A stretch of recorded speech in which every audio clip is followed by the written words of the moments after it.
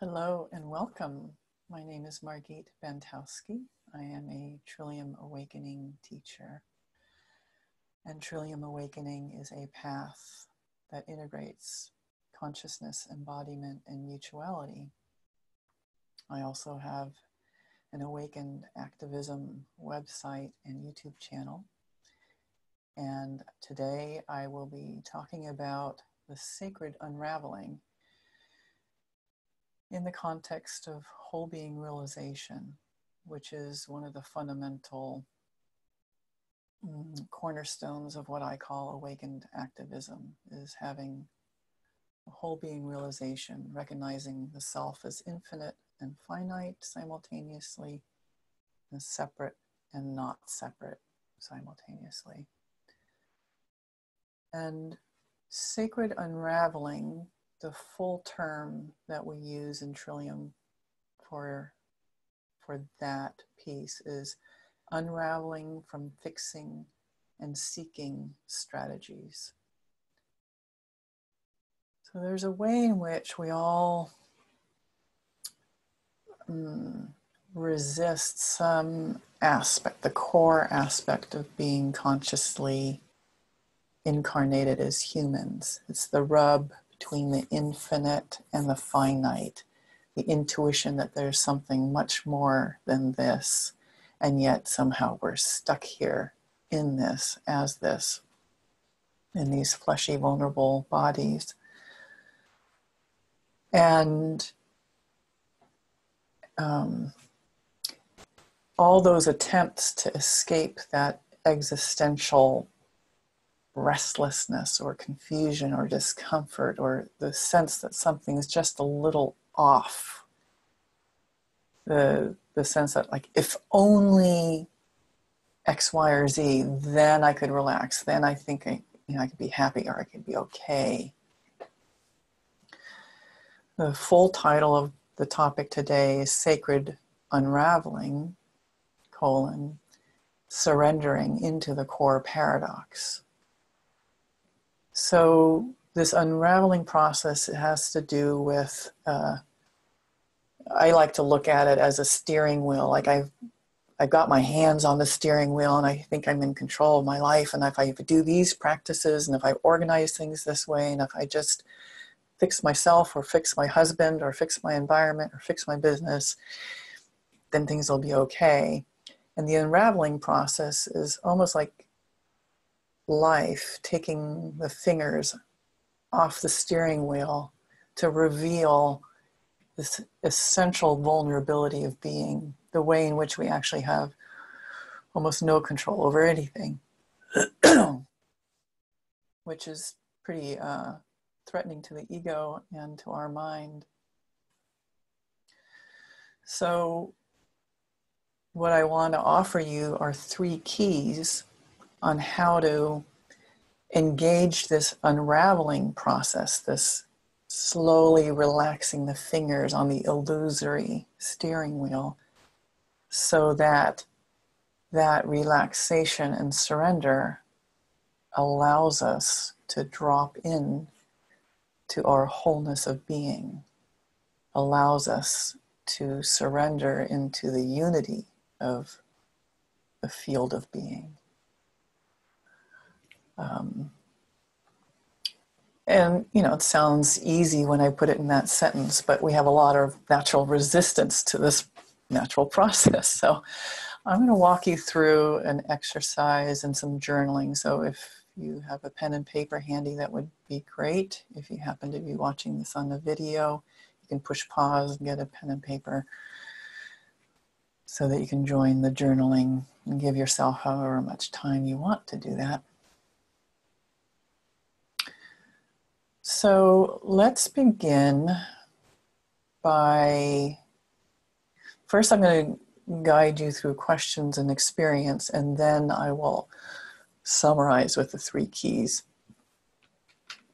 So let's begin by, I want you to think of something in your life that you experience as challenging. Right now, something that's up for you. So just take a moment. There might be a big list of really intense things, or it could be, oh, nothing's really bothering me, but maybe something's a little niggly or a little less than perfect. So letting yourself sense into something that is off or uncomfortable or challenging for you.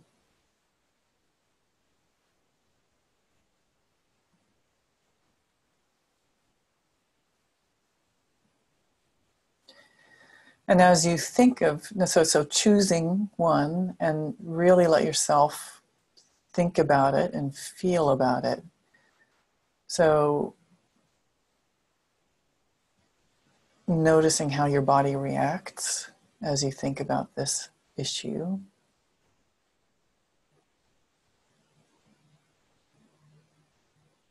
Noticing what emotions arise as you contemplate this issue.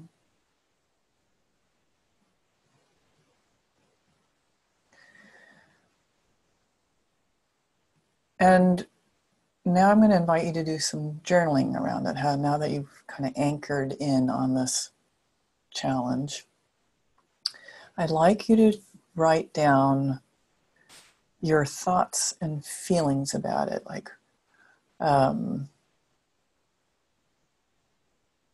what's hardest for you? What is it that you don't like, or what is it that's frustrating?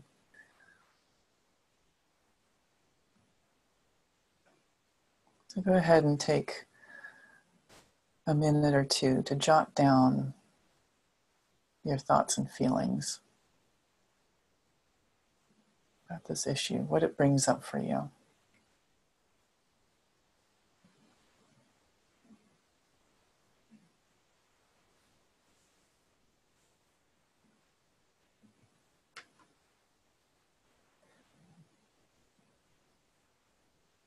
And now I invite you to go even deeper, dig underneath this a little bit more and ask, what's the hardest thing about this for me? What's the hardest thing about this?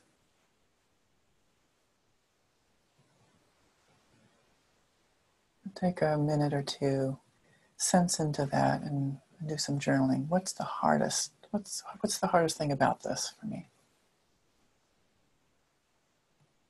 And if you're doing the video, you can push pause, give yourself some time to journal.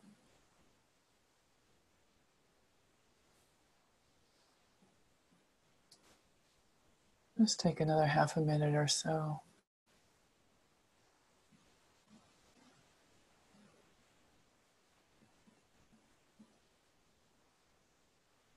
If it feels right, you can even ask, what's unbearable? What's so unbearable? That question may or may not resonate for you, but if it does, sense into what is so unbearable.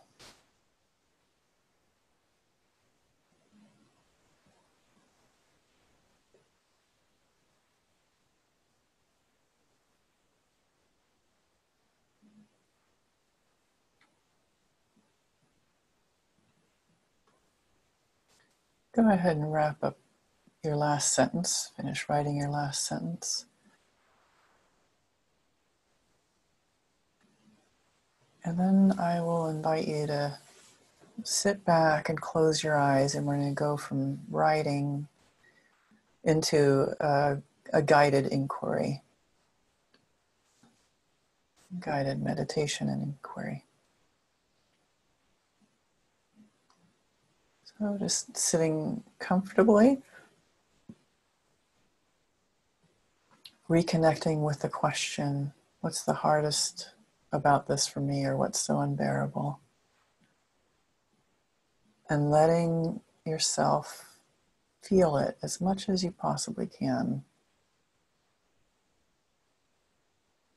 And I like to say, with any guided meditation, wherever it takes you, this is exactly where you need to go. So there's no perfect or right way to do this. Just following my prompts and seeing what arises. And if your journey takes you away from my prompts, just trusting where you need to go. And for now, the invitation is to sense into what's so uncomfortable, what's unbearable, what's the hardest thing about this situation for you, and letting it really register in your body.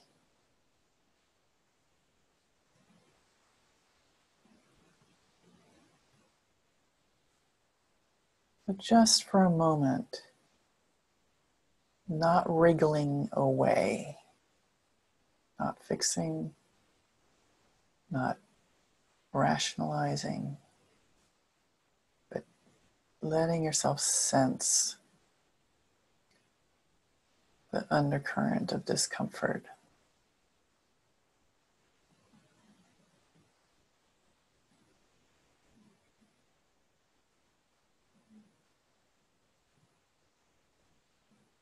And in that undercurrent of discomfort, this way that it's hard or uneasy or off or painful, letting yourself sense your resistance to it.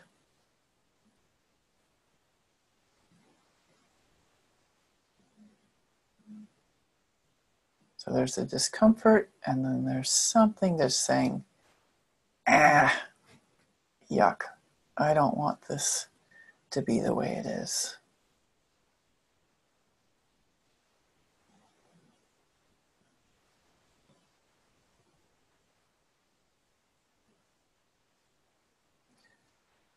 And you might find yourself oscillating between the discomfort and the resistance, or maybe they're both here at the same time. That's fine. Just taking a moment now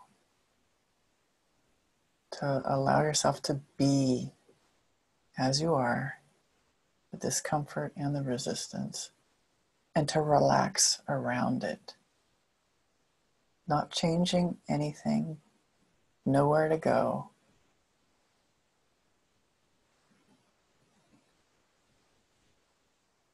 Actually relaxing a little bit around it and into it.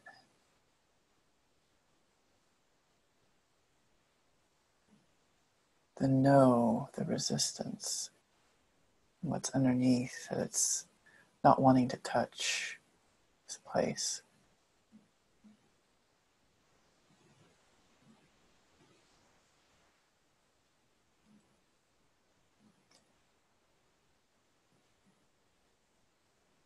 And going even deeper and allowing yourself to be this. So being the body, being you, being this discomfort, being the resistance.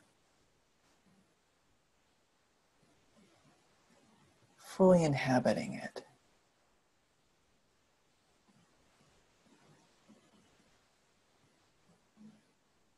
So not just seeing it, but being it.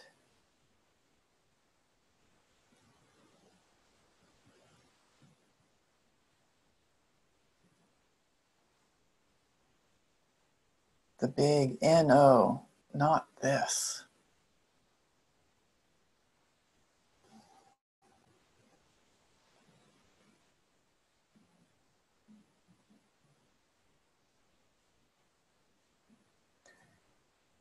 And softening your attention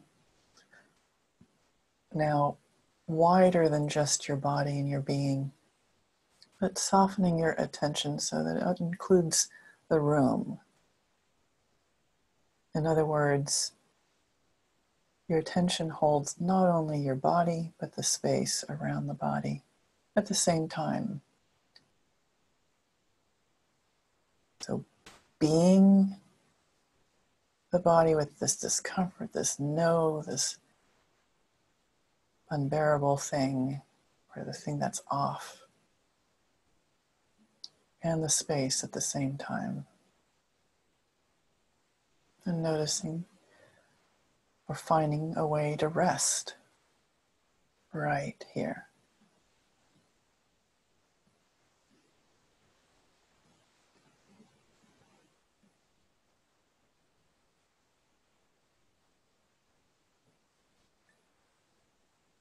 And this is it right here, the spaciousness and the fleshy discomfort, the no, the way things are not the way you want them to be, the way things are unbearable, the situation, and beyond that situation, the way life shouldn't be the way it is.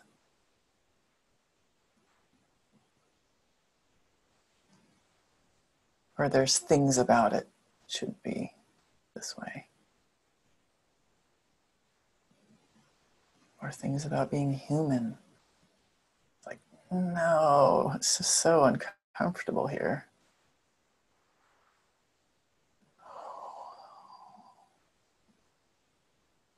So the spaciousness and that, nah, no, both at the same time.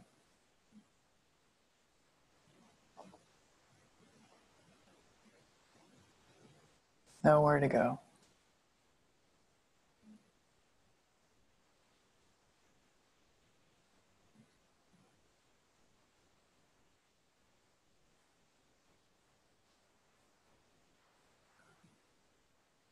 And slowly allowing your attention to just register, okay, what was your experience in this meditation? And if you want to take a moment to write down one or two observations, what happened for you as you allowed yourself to contact that no and the space. Just take a moment to jot down what you noticed.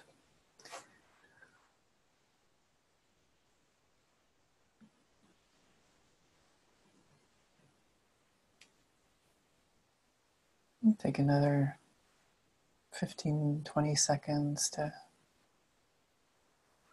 wrap up your thought. You can come back and finish or do this exercise again.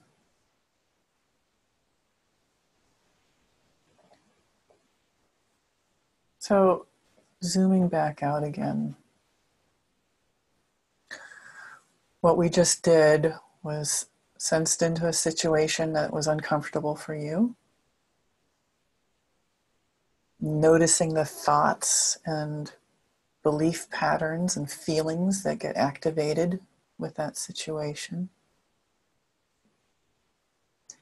Then dropping into the body, going from the head into the body, noticing what it evoked, dropping even deeper into the discomfort and then the resistance to the discomfort, and then dropping in even more deeply into the whole experience internally as we rest in the spaciousness. So that was the sequence I just guided you through, and now I'm going to highlight the 3 keys. The first key to engaging the sacred unraveling, this is just my way of putting it. You might find your own keys, but this is a starting point.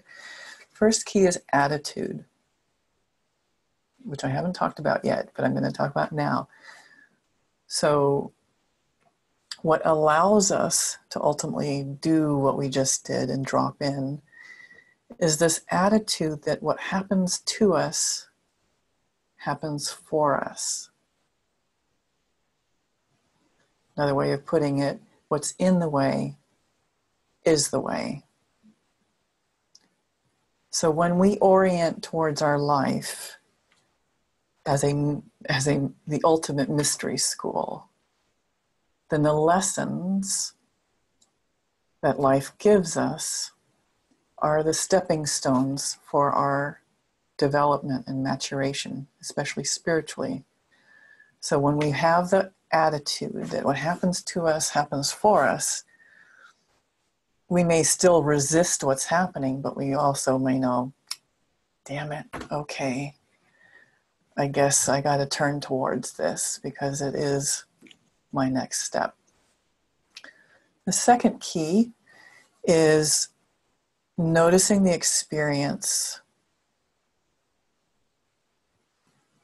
including our resistance to it. So we're not trying to eliminate resistance and just surrender, because that resistance is what's kept us safe. It's kept us going all this time.